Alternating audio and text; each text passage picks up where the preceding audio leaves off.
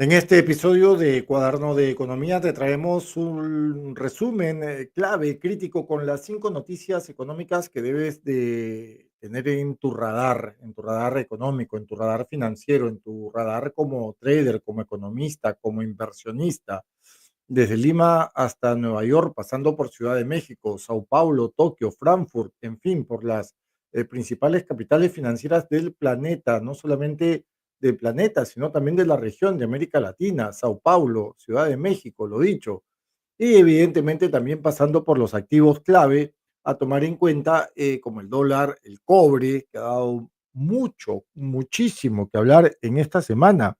El cobre ha sido el rey en esta semana. Y por qué no decirlo, el oro también.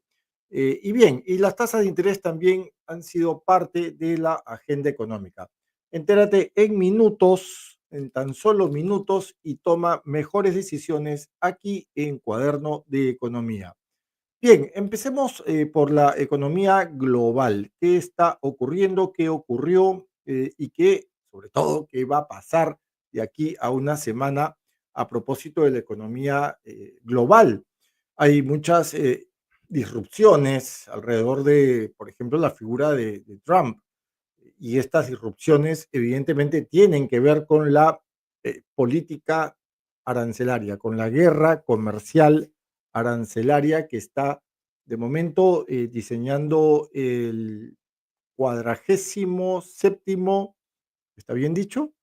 Sí, 47º presidente de los Estados Unidos. Y es que, un paréntesis previo, hay mucha guerra, hay mucha pugna, hay mucho insulto entre Trump y nada más y nada menos, y me pongo de pie, Jerome Powell, presidente del sistema de la Reserva Federal, que es el Banco Central de los Estados Unidos, que agrupa a 12 entidades emisoras federales a lo largo de la Unión, así llamada por y desde la Guerra de Secesión en 1866, así llamada la nación estadounidense. Bien, entonces, sin más dilación, empecemos hablando de, lo dicho, lo global, lo internacional, la economía mundial.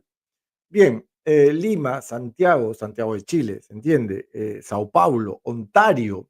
De nuevo están estas ciudades, bueno, no tan de nuevo, porque Lima y Santiago como que nunca han estado, pero por lo menos Ontario en Canadá sí. Pero vamos a decirlo de manera retórica, nuevamente están en el ojo del huracán arancelario. ¿Por qué? Porque el presidente Trump reactivó su ofensiva, su artillería, su caballería, su infantería, hasta su arma de ingeniería. Bueno, no creemos que tenga un arma de ingeniería porque él no es muy ingenioso, que digamos. Pero bueno, reactivó su ofensiva comercial global planetaria con nuevos aranceles del 35%, por ejemplo, sobre Canadá, 50% sobre el cobre, vale decir Perú y Chile, y 50% sobre Brasil. Los más posibles aranceles sobre fármacos serían o estarían alrededor del 200%, ¿no? Un impacto directo, evidentemente, en las cadenas globales, en las cadenas de suministros y también en divisas y mercados, ¿no? De acuerdo con información del Financial Times, ¿no? Ahora, en segundo lugar, también tenemos dentro de lo que ha sucedido esta semana en los mercados, es una olla de presión leída como una tensión desde Wall Street, eh, y que ha mantenido en vilo a los mercados. No obstante, estos se han mantenido resilientes todavía. Todavía tienen esa capacidad de resiliencia de absorber todo lo que este señor, lo dicho, el cuadragésimo, me lo he aprendido muy bien, el 47º presidente de los Estados Unidos, Donald Trump, ha diseñado, ¿no? Ha diseñado. Entonces creemos que es importante indicar que el rango crítico de la economía global tiene que ver evidentemente con Wall Street y con su resiliencia. Y lo que ha pasado esta semana ha sido algo increíble, ha sido algo muy notable. No obstante, esta ola disruptiva, proteccionista, a propósito de la guerra comercial arancelaria, Wall Street registró máximos históricos, ¿no? Ello impulsado en concreto por Nvidia, la tecnológica de Santa Clara, de California, en tanto que futuros, contratos futuros, los forwards bursátiles caían o cedían en Asia, ¿no? Quizás esto fue compensado evidentemente por la trayectoria que tomó el Dow Jones, la trayectoria que tomó el S&P 500, la trayectoria que tomó también Nasdaq, en fin, la trayectoria que tomaron los mercados ya más hacia este lado del planeta, ¿no? Y eso evidentemente incluye también el DAX alemán, ¿no? Y otras bolsas europeas, ¿no? De momento, pues los inversores revisan también sus matrices de riesgo de acuerdo con información de Reuters, ¿no? Tres, los precios del petróleo y del oro al alza, pero es un alza moderada, no nos emocionemos aún. El barril Brent subría, digamos, el barril Brent que está referido a la mezcla del Mar del Norte. Me parece que ya en una oportunidad explicamos esto de la mezcla, ¿no? En función al barril Brent, en función al barril BTI, incluso existe una mezcla mexicana, incluso existe una mezcla, aunque ustedes no lo crean, ecuatoriana, ¿no? Increíble. Pero esto tiene que ver con la capacidad de refinado del petróleo crudo, ¿no? Que también se conoce como crudo, ¿no? Bien, el Brent, que es básicamente la mezcla del Mar del Norte, ¿no? El petróleo que se extrae del Mar del Norte contra el petróleo BTI extraído desde nada más y nada menos que desde el Golfo de México, señor Donald Trump. Golfo de México, no Golfo de América, Golfo de México. Viva México, cabrones.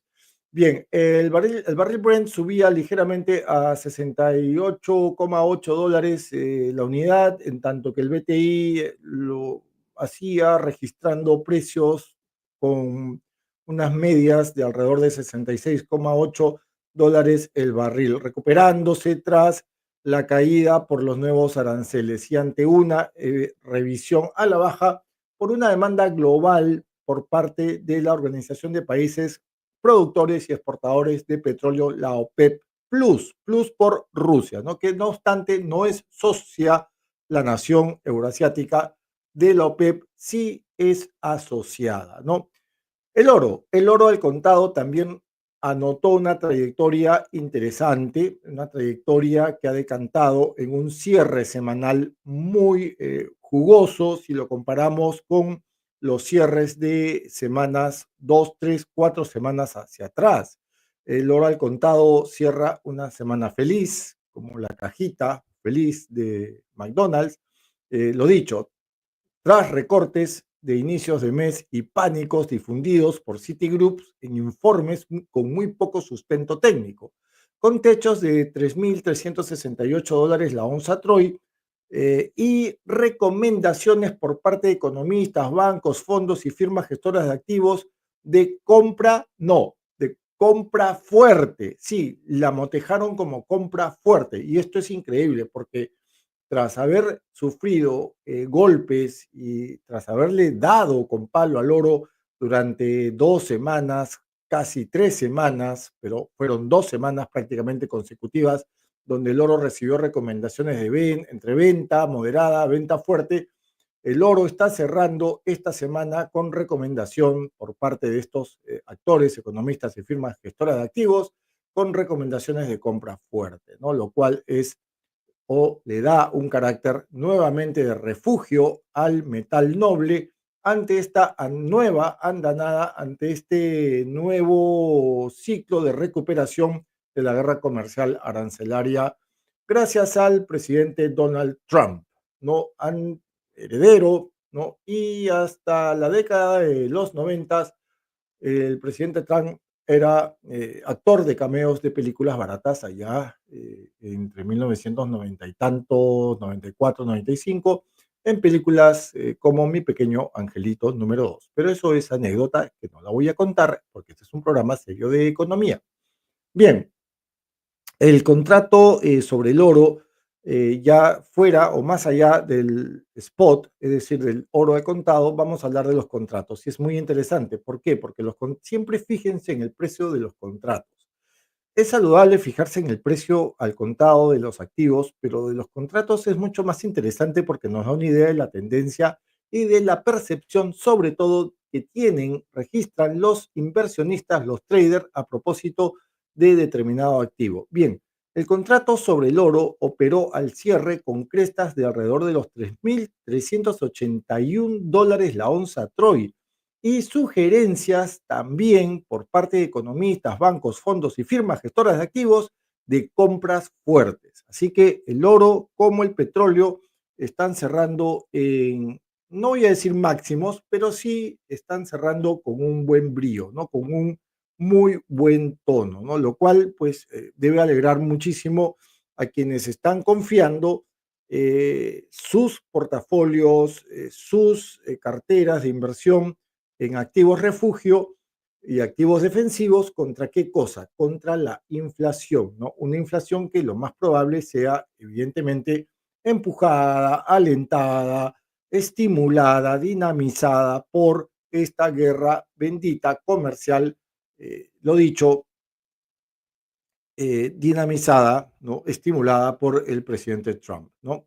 Bien, en cuarto lugar, el dólar recupera por fin un poco de terreno, ¿no? Y la renta fija, básicamente referida al mercado de bonos, se mantiene con determinada estabilidad. El dólar ganó un poquito frente al dólar canadiense, frente al euro, alrededor de un más 0,3%. No es mucho, es tímida la recuperación del dólar, en tanto que los bonos conservaban cierta horquilla, cierto rango de demanda, en tanto que el índice de pánico, el índice de miedo cedía un poquito y ya los rendimientos también podían ya considerarse con una matriz de riesgo, con un enfoque que cuelga de mayor tranquilidad, ¿no? Que cuelga de mayor modulación respecto a semanas anteriores, ¿no? El índice dólar, que es la métrica que mide el cruce, el par, el tipo de cambio del dólar versus seis monedas duras, ¿no? Son básicamente el euro, estamos hablando del yen japonés, estamos hablando de la corona suiza, por ejemplo, estamos hablando del dólar canadiense, estamos hablando de la libra esterlina. Bien, el índice dólar que compara el tipo de cambio del dólar estadounidense versus estas monedas duras, ya también está mostrando, no voy a decir visos de recuperación, pero sí despedía la semana con un ligero, un tímido avance, ligerito. Ahí está todavía porfiando, ¿no? No deja de luchar el índice de dólar, el DXY o DXY. Bien, decíamos que cerraba esta semana con un puntaje de 97,87 enteros, un avance ligerito, repetimos, de 0,28 puntos o enteros, o un cambio en terreno positivo también ligerito de más 0,29%, lo que respalda la percepción de que el dólar se está recuperando, no obstante la ligereza, no obstante el reingreso de Donald Trump en la escena arancelaria global, ¿verdad? Y quinto y último lugar de nuestra lista de lo que ha ocurrido esta semana son las expectativas en función a los datos clave de la economía, sobre todo en los Estados Unidos. Ya se acerca el dato del índice de precios al consumidor de junio en Estados Unidos y el reporte de resultados de bancos, tales como JP Morgan y otros similares a la operativa u operación que registran los bancos muy parecidos al JP Morgan. Estos dos temas, ¿no? Serán el foco desde donde los inversionistas, los economistas, los bancos, los fondos y las firmas gestoras de activos podrán anticipar también, como no, los movimientos de la Reserva Federal y la reacción que van a registrar los distintos mercados, ¿no? Entonces estamos en temporada de cacería, ¿de qué cosa? De estados financieros. Así que analistas, pónganse las pilas. En Perú, ¿qué ocurrió en Perú? Se dice que hay al segundo trimestre del año un crecimiento rayano al 3%. El BCR proyecta un crecimiento de entre 2,4 y 2,6% en mayo y más de 4% en junio. Esto va a consolidar el Producto Bruto Interno, el PBI del trimestre, cerca al 3%. La meta era 3,1% de acuerdo con datos de investing.com.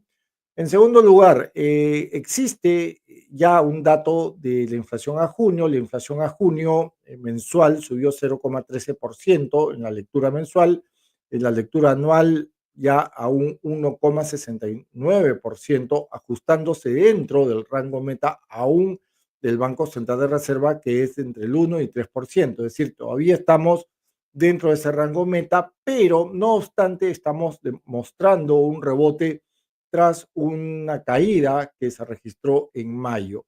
¿Esto significa que la inflación va a agravar la situación? No, tenemos una inflación muy ralita, muy tímida, muy torpe, muy tardía. ¿Eso es bueno? Sí y no. ¿Por qué? Porque la inflación también significa que la economía reacciona ante una demanda sólida, ante un consumo sostenible. Y de momento no se está percibiendo eso en la economía local. No estamos creciendo como deberíamos crecer, estamos creciendo prácticamente huérfanos de inversión privada, pero eso es otro tema. Lo cierto es que la inflación ha aumentado en junio y hay que ajustar un poco más nuestros gastos hacia gastos más discrecionales. ¿Esto qué significa, Juan Cristiano? Que hay que priorizar gasto necesario antes que gasto superfluo, ¿verdad? En tercer punto está el tipo de interés que se encuentra estable, ¿no? El tipo o la tasa de referencia a corto plazo del Banco Central de Reserva ya el día de ayer la volvió a dejar sin cambios en 4,5%, y esto ante la amenaza del arancel al cobre y con la finalidad del objetivo de equilibrar el crecimiento y la inflación. Lo que dije hace un ratito vuelve a tomar relevancia. Estamos creciendo de manera torpe, de manera tardía, de manera tímida, y de ahí que nuestra inflación no viene registrando los datos tan, digamos, poderosos que deberían registrar, ¿no? En cuarto lugar, la solidez en la cuenta corriente. El superávit externo en Perú se proyecta cercano al 1,7% del Producto Bruto Interno, ello gracias a la fortaleza relativa del sector minero, relativa porque claro, todavía no estamos colgados a nueva inversión extranjera directa en minería y eso está muy mal. Solamente estamos para el 2025 y 2026 con tres proyectitos mineros que no nos van a solventar la caja dentro de nuestro superávit, dentro de nuestra, digamos, balanza de pagos. Y también, pero sin embargo, también registramos reservas elevadas, ¿no? Estamos ya alrededor de los 79.000 millones de dólares, lo que nos brinda una mayor resiliencia, un mayor margen de maniobra ante choques externos, ¿no? Sobre todo choques externos que tengan que ver con demanda. En quinto lugar, en el Perú todavía subsisten, todavía porfían, y esto sí debería preocuparnos un pelín, los, digamos, para decirlo de manera más suave, los riesgos fiscales, ¿no? Y evidentemente los desafíos estructurales. Y con desafíos estructurales me refiero a la minería informal. Esta semana hemos sido testigos de un ataque artero, de un ataque muy, muy fuerte por parte de los mineros informales hacia la institucionalidad y hacia, evidentemente, la economía, la salud económica del país, ¿no? Pero empecemos por los riesgos fiscales. El déficit fiscal enfrenta todavía lastra de una presión por una deuda estructural, que es el proyecto Talara en Petroperú. Ya estamos, creo que hasta acá, de escuchar que el gobierno, desde la caja fiscal, mantiene a Petroperú, que ya se alza como aquel hijo cuarentón que todavía vive en nuestra casa y que todavía no aporta nada. Bien, y evidentemente las reformas en curso que todavía no aterrizan. La Organización para la Cooperación y el Desarrollo Económico, la OCDE, ya levantó la bandera roja, ya dio la alerta a propósito de los riesgos de un déficit fiscal alto y o versus un crecimiento moderado, ¿no? 2,8 en 2025 como proyección y 2,6% del PBI en 2026 también como proyección, ¿no? Ahora, los mineros informales, ¿no? Los desafíos de la minería informal en Perú. Estos han iniciado una paralización en protesta contra el fin del REINFO, que son las siglas del Registro Integral de Formalización Minera, o una gran excusa para seguir haciendo lo que les da la gana, exigiendo evidentemente una prórroga, una extensión del REINFO, ¿no? Una maniobra que es extremadamente tóxica en todo sentido, ¿no? Económico, ambiental, financiero, impositivo, o sea, tributario, es una medida, digamos, el reinfo es una herramienta extremadamente tóxica. Así que hay que tener mucho cuidado con ello y hay que también mostrar muchos pantalones para tener en cuenta al momento de enfrentar a la minería informal. Bien, alegan los mineros informales que miles se quedarían fuera del proceso de formalización, lo que afectaría su sustento. Y evidentemente esto lo alegan sin ningún respaldo técnico. El gobierno, por su parte, busca combatir la minería ilegal, pero no de manera eficiente ni eficaz, ¿verdad? Porque no existe prácticamente la política pública en este gobierno. En este gobierno la política pública está ausente. En este gobierno las decisiones en materia de gestión pública prácticamente no existen, las decisiones de Estado brillan por su ausencia. La poquedad en tener o registrar una visión a largo plazo de un Estado-nación en este país, evidentemente no existe prácticamente. Bien, combatir la minería ilegal y implica más que llamadas de atención, más que, digamos, discursos, ya significa una política de Estado que, repetimos, no existe desgraciadamente, ¿no?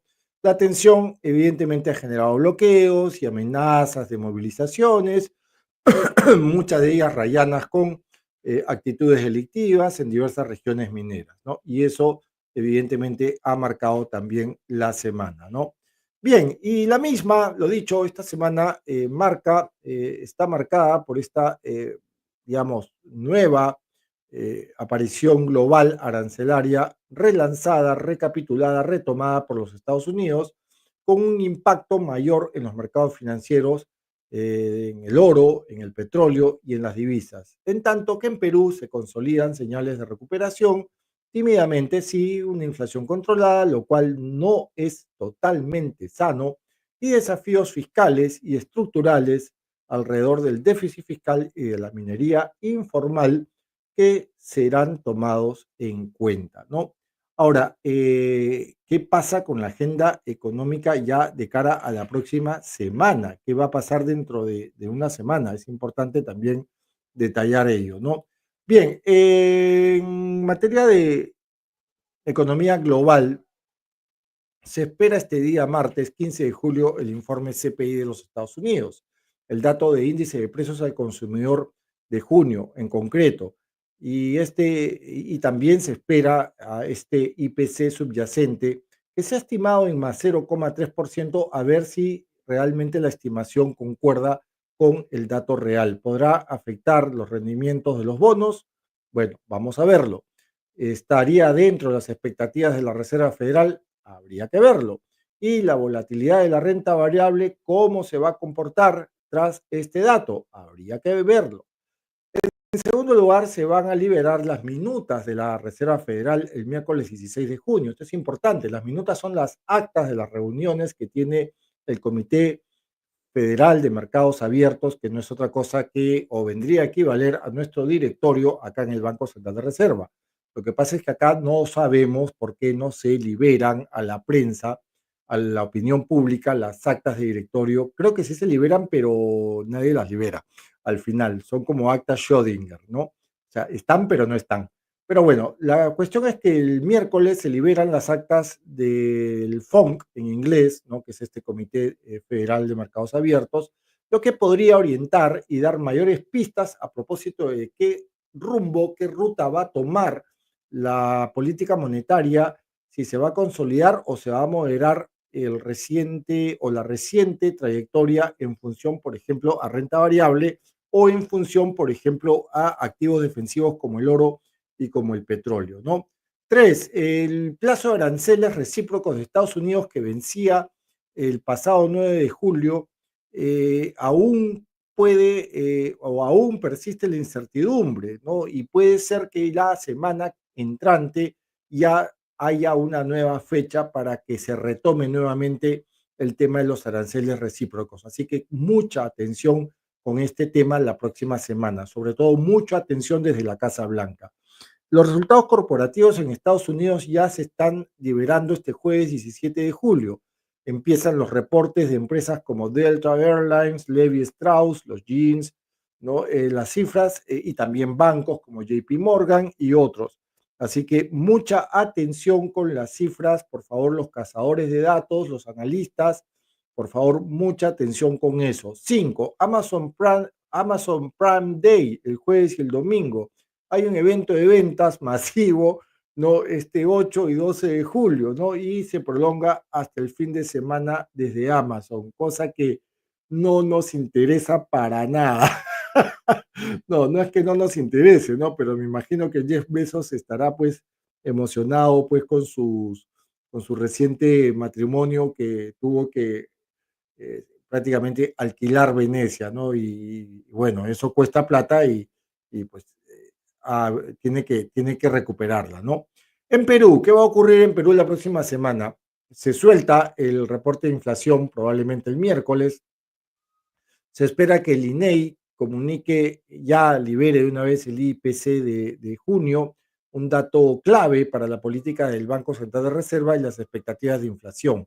En segundo lugar, hay minutas, hay comentarios del BCR, aunque no hay un programa confirmado, como dije hace un ratito, es posible que se publique algún detalle sobre las decisiones en materia de política monetaria. Esperemos que así sea.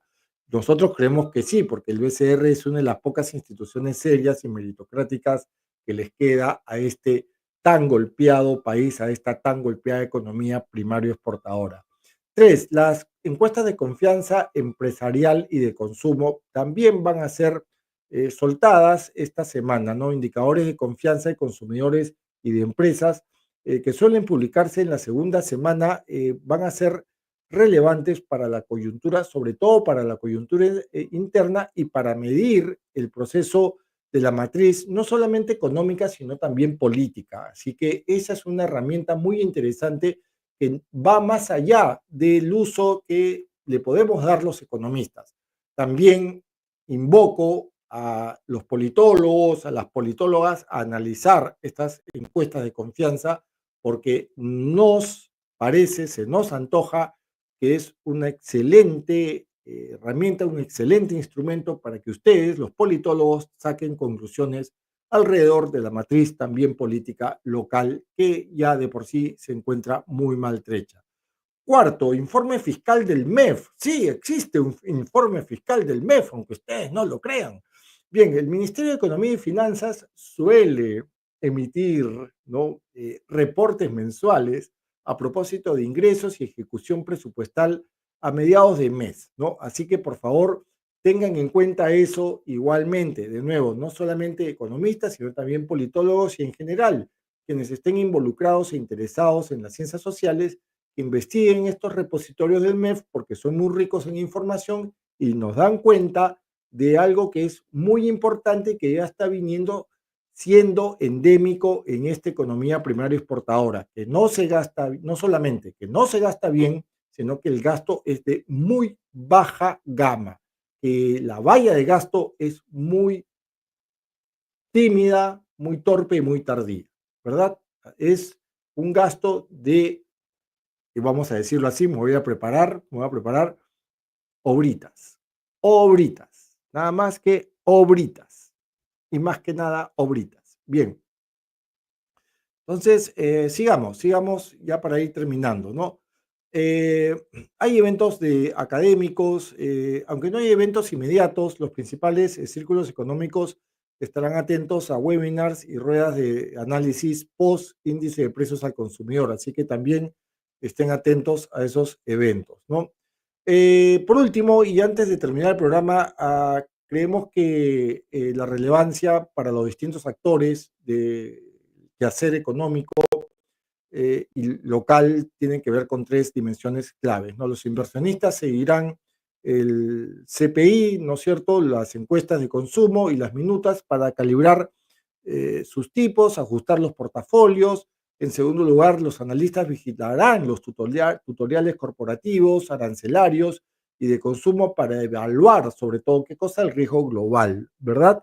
Y en tercer lugar, los economistas se enfocarán en la inflación local, expectativas del BCR y las finanzas públicas. Bien, espero haya servido este resumen, espero haya sido útil. No se olviden de darle un me gusta a Cuaderno de Economía, regálenme su valiosísimo, no su valiosísimo me gusta, lo dicho, y su valiosísima suscripción a nuestro canal. Conmigo será hasta la próxima semana. Tengan ustedes una muy buena jornada de fin de semana. Cuídense mucho. Hasta luego y de nuevo muchas gracias. Chao.